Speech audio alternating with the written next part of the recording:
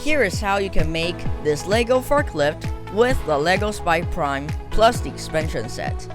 Now please note that this won't be turning around and can only move forwards and backwards. First, put on the pins just like this. You'll need 6 black pins. And then put on the motor like this, but note that I made a mistake, so please put the motor the other way around.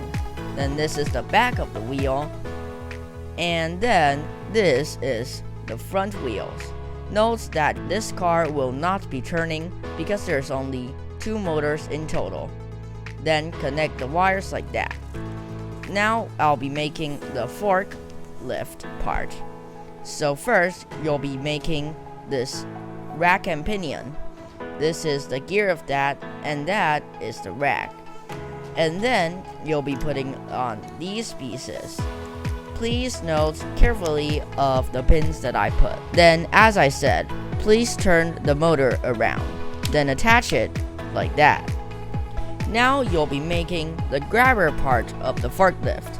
First, connect this piece to that piece, then connect it to the main forklift. Now put that aside because then you'll be making the item to lift. You can put on these 2 pieces to stop the bars from sliding around. This is the code for the Lego forklift. It will work for any Lego Spike Prime set.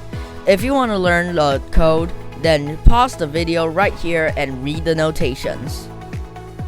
To add more friction to the load item, you can also add this grippy silicone-like piece to the stand on the item.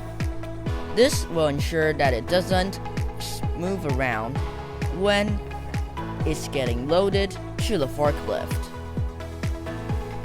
Now, after all that building and coding, congratulations!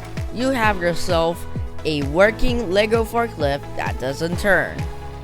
You can move around the target and tweak the code to make the experience much better. Here is what the result will look like.